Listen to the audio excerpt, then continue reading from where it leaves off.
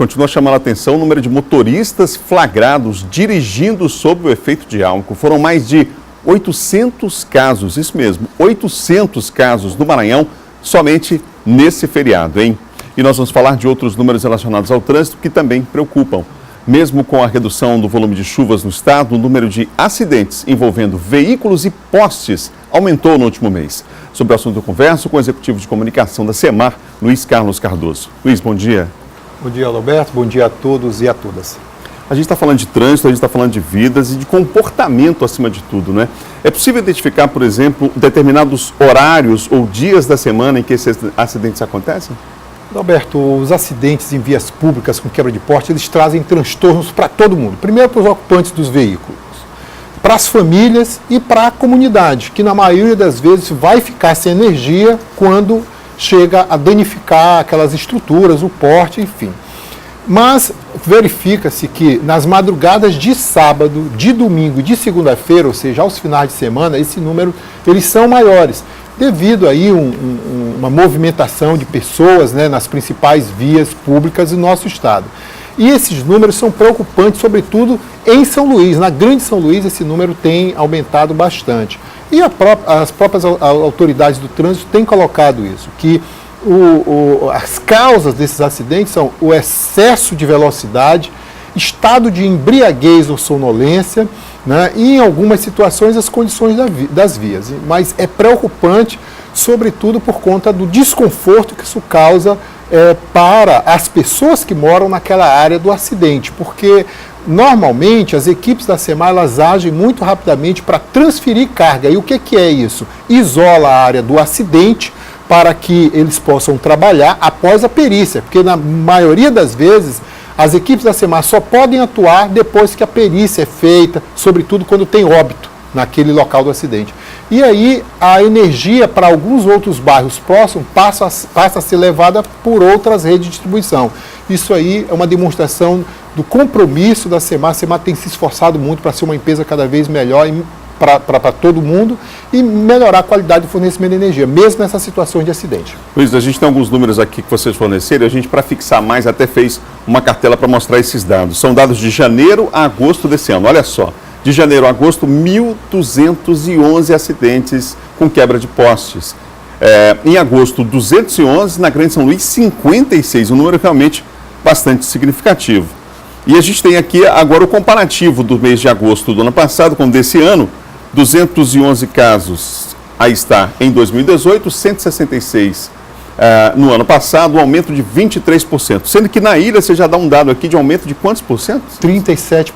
Isso é preocupante, porque é uma tendência de crescimento na ilha de São Luís, e isso está, quando a gente compara com o estado, está meio que estabilizado, embora sendo preocupante. Mas um aumento de 37% é preocupante na ilha, embora tendo um fluxo de veículos e grandes avenidas, e temos avenidas que são campeãs de acidente. A Jerônimo de Albuquerque, a Holandeses, né, Africanos e a Avenida dos Portugueses são as avenidas onde nós registramos um volume muito grande de acidentes. E a própria MA, que liga o município de São Luís a São José de Ribamar, ela registra um número muito grande. Mas nós estamos empenhados e o que é importante é orientar a população. Como é que funciona, no caso assim, é evidente que a responsabilidade é de todos nós, né? O governo tem que fazer a sua parte, a sociedade também, mas como é que a SEMAR tem trabalhado no sentido de levar informação às pessoas ou tentar, né, dar a sua contribuição nesse processo de mudança dessa cultura do trânsito? Ações educativas, como a que nós teremos durante essa semana no nosso multirão ali na área da Vila Palmeira, ali na área da praça, ali próximo do SEMA Detran.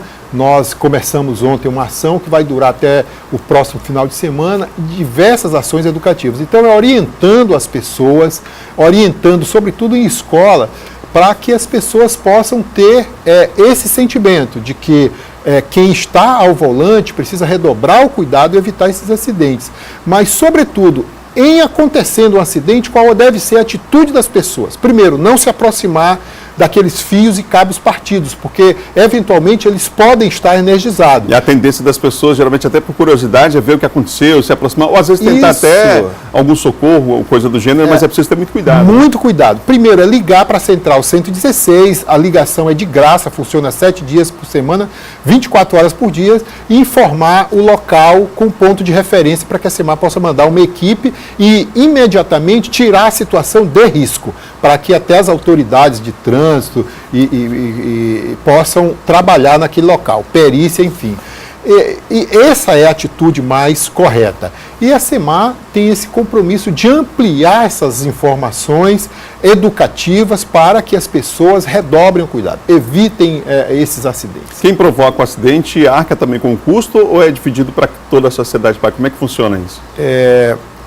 Os ativos são da União, portes, transformadores, todos os componentes da rede de distribuição. Então, todo acidente que envolve o dano, ele é identificado o proprietário do veículo e ele arca com as despesas que vêm dali. Tanto o custo para substituir o poste, como o custo com a mão de obra, que leva, em média, 4, 5 horas, dependendo da complexidade. Então, todo o custo vai ser repassado para o proprietário do veículo.